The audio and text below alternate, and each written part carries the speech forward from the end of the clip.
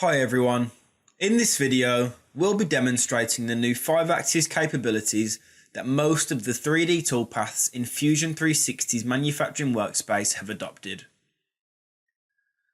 We'll be showing all the primary mode options, methods to control the preferred tilt, different powerful options to avoid collisions, and ways to ensure the toolpath stays within the limits of your machine tool.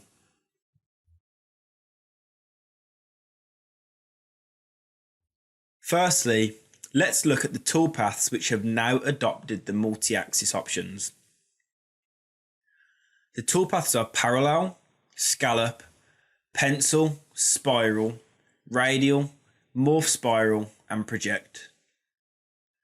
It's worth noting that these options have been in steep and shallow for a while, the only difference being that steep and shallow has the ability to use lead and lean. Within these toolpaths, we now see a 6th tab in the toolpath dialog form. This is the multi-axis tab. In here, we'll define all of our multi-axis options. One important point to note is that currently we only support lollipop and ball nose tools. Let's take a look at what options are available to us in the multi-axis tab within these strategies. Firstly, we have our primary mode. This dictates the default state of our tool axis. For example, if our primary mode is set to from point and we have none of the other multi-axis options turned on, our tool axis is always going to be guided by that point. We'll look at the specific options and what they do a little bit later on in the video. The options available to us within the primary mode selection are vertical, from point, to point, from curve, and to curve. The override tilt angle maintains the tool axis tilt at the specified angle wherever possible. The tilt angle will be overridden to avoid a collision, assuming we have collision avoidance turned on. So for example, if we have our primary mode set as from point, but the tilt angle necessary to maintain alignment with the point is too severe, we can use the override tilt angle and set a lower preferred angle, but our tool will still be guided by the point set in our primary mode. The collision avoidance section allows us to use several options to ensure our holder and shaft does not collide with our component. The distance we would like the shaft and holder to stay away from our component is specified in the tool tab at the bottom right here. This checkbox is off by default, but is automatically turned on when collision avoidance is checked. The options we have for collision avoidance are as follows. Automatic, which is only available when the primary mode is set to vertical, from point, to point, from curve, and to curve. The final section is the tool axis limits section. The options in here allow us to define the limits of our machine tool to ensure the toolpath calculated in Fusion 360 doesn't violate the limits of our machine tool. Let's go through some examples of how we can make multi-axis toolpaths with the new options. One of the most popular multi-axis options is using a vertical primary mode with the collision avoidance mode set to automatic. As stated earlier, this mode will maintain a vertical tool axis wherever possible, but will tilt accordingly when a collision is detected. This mode suits more complex, feature-rich components. Smoothing distance and smoothing angle can be tweaked to alter the way the axis transitions.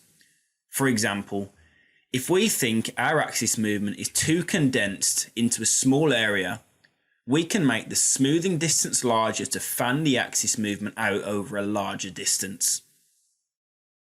Other primary mode options are from, point, and curve. When we think of these options, imagine our tool has an infinite axis going through it. If we only have a primary mode set, that infinite axis will always be running through our point, or in the case of a curve, running through the closest section of it. When we set from, point, or curve, the point or curve should be above our workpiece. This method is generally suited to recessed geometry. 2-point and curve works in the same way, but inverted. The same thinking applies. Imagining the tool has an infinite axis going through the centre of it, the tool axis will always be guided by that point or the closest section of the selected curve. However, when using 2-point and curve, the point or curve should be lower than the tool, and this method is generally suited to protruding forms. Moving on to the next section down, we have the override tilt angle option. This option is only available when we have our primary mode set to or from point and curve. This option works well with the other options. For example, we may have set our primary tool axis from a curve, but upon simulation we realise the curve we set is too low, meaning the axis tilt is more than we need. We can set a preferred tilt angle to better control the tool axis. We can see in this example, tool axis is still being driven by the curve, but the amount it tilts is controlled by the preferred angle. Something to keep in mind is that as we move down the options in the multi-axis tab, the level below takes precedence over the one above. For example, if we set our primary mode as from point, our preferred tilt angle will override that. If we have collision avoidance selected, that will override them both. And the tool axis limits overrides everything. Now let's look at our collision avoidance options. As stated earlier, the lowest touch form of multi-axis is a vertical primary mode and the collision avoidance mode set to automatic. This means the toolpath will maintain a vertical tool axis wherever possible.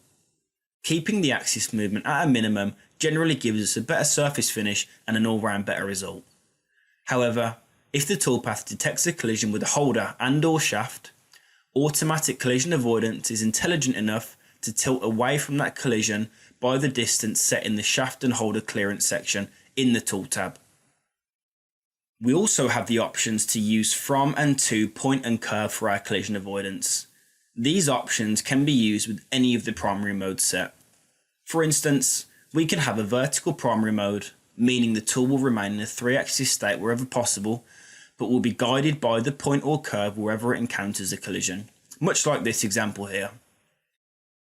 Alternatively, we can have a primary point or curve and use another point or curve to guide our tool away from collisions.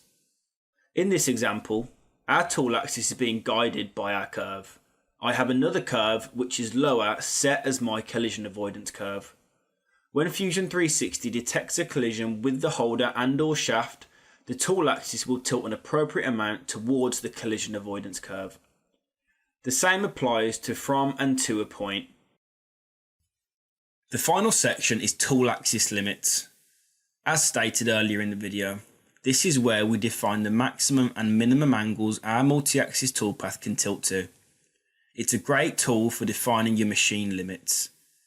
We have the option to define our reference Z from the setup Z, which is our default WCS state, or tool orientation if we've set a tool orientation in the geometry tab.